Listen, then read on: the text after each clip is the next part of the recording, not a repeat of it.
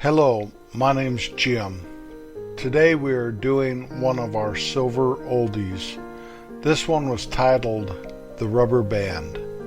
It was episode 64 from April 15th, 2020.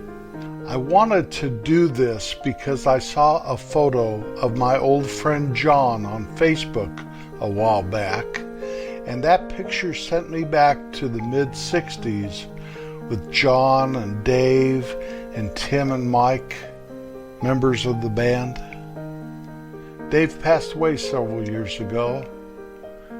Well, let's just dedicate this one to Dave, with love from the band. If you can, listen to the very end, where the rubber band is introduced as we come out on stage. Happy trails.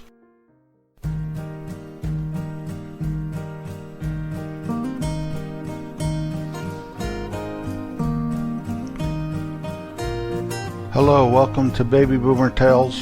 My name is Jim. Thank you for joining us today as we go down memory lane one more time. You can find our website at babyboomertales.com. Once there, you can link to a number of places that you can hear our podcast, such as Apple Podcasts, Spotify, Google Play Music, and more. You can see pictures of the country I speak about so much. You can just have a good old time there for a few minutes. The title of today's episode is called The Rubber Band. When I was 16 years old, I made a huge statement of independence to my family, and I went and got a job at a gas station. Now, I had always worked for my dad, unless I was mowing lawns or something like that. But to actually quit my dad's store and go to work at a regular job was a huge deal, at least to me. Now, my dad had other boys that could take my place easily, I'm sure. And I went to work at the Standard Station in the town I grew up in. And it was fun. I worked with a couple guys that were my age. There's also a guy maybe 10 years older than me, 8 years older than me. His name was Chet. Rich owned the station, and I'm not exactly sure what happened to Rich. I can't really remember. But eventually, Chet became the guy that ran the station. I don't know if Rich owned the station, or if it was leased, or Rich left, or what. But Chet was in a band. He was in a rock and roll band, and they played all around the county. They were very good. They particularly played a lot at what was called the Upstairs. It was a 3-2 bar above the bowling alley in town. It was quite a popular place, and I think they were the number one band that played there. Two of the other guys in the band that I can remember was John, who was a great drummer. Just really a very good drummer. And Steve, who was the bass player. Well, I used to go and kind of watch them. I'd go into the living quarters there, Sonny and Ruthie's, that owned the bowling alley, and I could look in at the bar and watch the band a little without actually going into the bar. And I got a great idea, because I was always getting great ideas. Sometimes that still tries to come upon me, but I do my best to ignore it anymore. Perhaps I should just go with them, but golly, I'm getting too old for some of the stuff I go through with my great ideas. Anyway, this one was, I think I'm going to get a bass guitar. So I got in the Montgomery Ward catalog and ordered a bass guitar and an amplifier. If you remember back then, you could get anything at the Montgomery Ward catalog. Literally anything you ever wanted, except maybe groceries. So that bass came, and I hired Steve to give me bass guitar lessons. And I remember him trying to teach me different runs and how you play the bass. And one thing we always want to remember whenever I talk about me and music is I'm pretty much tone deaf and can't really do music very well. I can't sing or anything. I can read music. I can read music perfectly. I learned that with my tonette back in the days before I started playing my cornet trumpet hybrid. But this was nothing to do with reading music or anything. These guys were playing rock and roll songs just from ear. And so I learned a few ways to play my bass, and it was basically the bass rhythm to Louie Louie. Everything I played always had that. I think 3 chords or whatever that was called on Louie Louie. I would just adapt to whatever song we were playing, played those same 3 notes. Bop, bop, bop, bop, bop, bop, bop, bop. Bop, bop, remember that? Well, that's what I would play. And somehow, between my friend Dave and John, Dave's brother, I hung out with those guys a lot all the time, from time we were little kids. And we put a band together. Besides Dave, John, and myself, we got Tim in our band, and a guy named Mike in our band. Now, John played guitar, Dave played drums, I played bass, Mike and Tim played guitars, and we used to practice at Dave's and John's house. I do not know how his mom put up with it, but we practiced there. And one of our earliest practices, trying to figure out who the singer was going to be, the lead singer, and of course I wanted to be, and so I was singing, and what we would do is the other guys would go outside, like one guy at a time go outside while the other guys sing. And they come in and they say who was the best singer. Everyone that went outside and came back in said that, and it was all where they didn't know who was singing, you know, kind of like The Voice where your back's to it.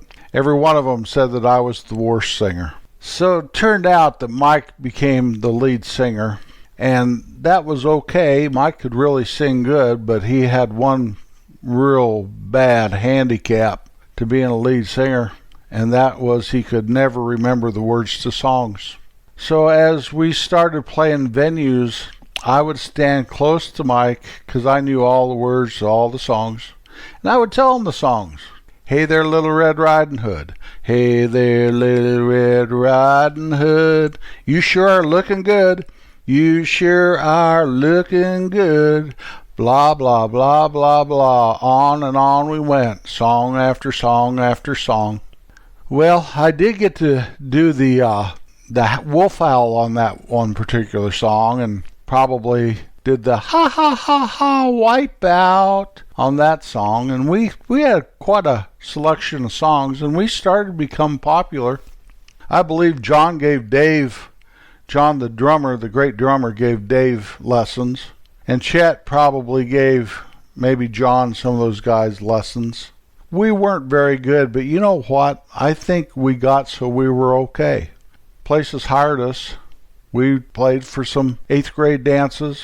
We played in the upstairs a couple times, and that was just jam-packed. I spoke of this before. They were teen night or something.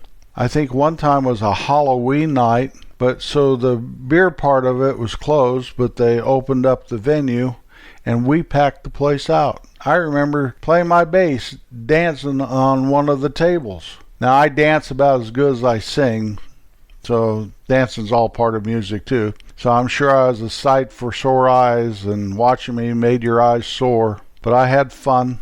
One of the things that we always had a problem with is we never could come up with a name. We'd already established that we didn't wear little uniforms like they did back in the mid-60s. You see Herman's Hermits all dressed alike in little Nehru jackets and whatever. Or Jerry and the Pacemakers wearing leisure suits, all that stuff. We just wore our jeans and t-shirts and whatever. I did buy a polka dot shirt that I specifically wore when we had a gig. I bought it out of the Montgomery Ward catalog once again, but we couldn't come up with a name. We were the Midnight Riders for a while. We were this for a while and that for a while. We were the Rubber Band for a while, maybe a week. The reason this episode is called The Rubber Band is that was my idea. I thought that was the perfect name for a band. So we really had no identity, but we got along good and we did a lot of stuff. We played one time for a JC party, Junior Chamber of Commerce, I believe it was called. It was up at the ski area at one of the lodges, and I can remember this one real well. Mike's dad, who was a wonderful guitar player, and he had a little group, he played with us for that one. I think he got us the gig. And these guys at that party were so drunk they were just dropping money all over the place. Mike's little brother Donnie crawling around on the floor picking up $10, $20 bills all over the place. I believe he picked up more money than they paid us, but they paid us well. So we were professional musicians, that's a fact. As time went on, like all things, we started to lose interest in playing as a band, or maybe we squabbled a little or whatever. I cannot remember ever really fighting with the guys in the band. We all seemed to get along pretty darn good. It probably was the burden of having to commit to something long term when you're 15, 16 years old. As things were kind of waning to an end, I remember another guy named Mike, classmate of mine, invited me over to his house one day, and I went over there. And he had this big presentation how he was starting a new band. And we were all going to have these little outfits we wore. And he was building these stands that you could stand on so you're higher than the people dancing or whatever. And he had it all figured out. And he was trying to recruit me for his band. Now, I knew he was in trouble because I wasn't a good bass player. I might have been cool, but I was not musical. And as he laid all this out for me and tried to sprinkle it with promises and make it all sound wonderful and stuff, all I could think about was Dave and John and Mike and Tim, and I couldn't do that to those guys. I don't care if we were going to disband here in the future or not, I wasn't going to leave them. Well, the band did disband after a while. We all went our separate ways, which wasn't far from each other because we knew each other very well. I sold my bass guitar and amplifier to Mike, the lead singer in our band. I don't know if he can remember songs to this day. I'm glad I got to stand by him and tell him the words to songs. I'm glad that I can remember Dave sitting there at his drums. I explained this before. Every time I saw Dave sitting at the drums, I thought of Dennis Wilson, who was by far and away my favorite drummer of the Beach Boys. Seeing John out there, being cool, being John. Tim, his real reserved self, not really wanting to be in the spotlight, just wanting to do his thing. And Mike, out there, wonderful guitar player that couldn't remember a stanza to a song to save him, but he could play it. He just had trouble remembering the words. We'd pack up all of our stuff and put it in the back of my station wagon. We'd have that station wagon totally full of equipment, drums and amps and guitars. Set it up. We had nobody to help us set it up. We just set it all up ourselves and break it down at the end of the dance. Maybe there's someone out there that remembers us playing. I sure can't forget it. That's a fact. I always wish that I was musical. I really do. I'm not like my wife at all in that respect. She always could be in a band and just lead the whole thing and play whatever instrument they needed her to play, but not me. I can't even clap on beat. Here I was, the bass guitar player.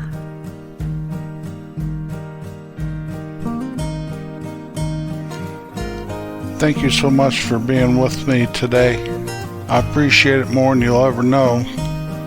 If you'd like to help us keep Baby Boomer Tales podcast commercial free, just visit our webpage, babyboomertales.com. There's a link that's called Support Our Podcast. If you follow that link, it'll explain to you how you can help. Show kindness in every way, everywhere you're at. That kind light will shine from you, and everyone will know that you're okay. I'll be back next Wednesday.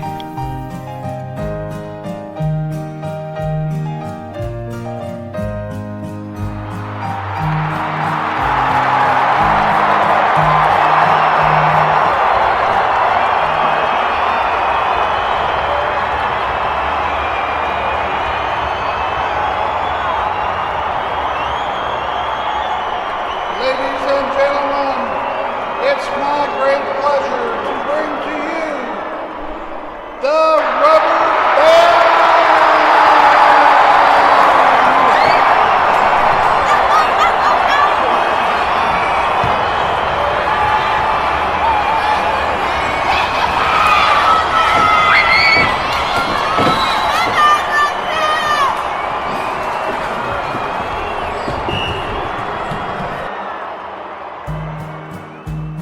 And now the show is over. I'm visited by memories day by day of places I remember. They never go away. I was just a member of the band, a member that is true. It's good to be part of something to show that you are you. So now I must say adios, happy trails, and more, as my time is up and I'm leaving. I'm going out the door.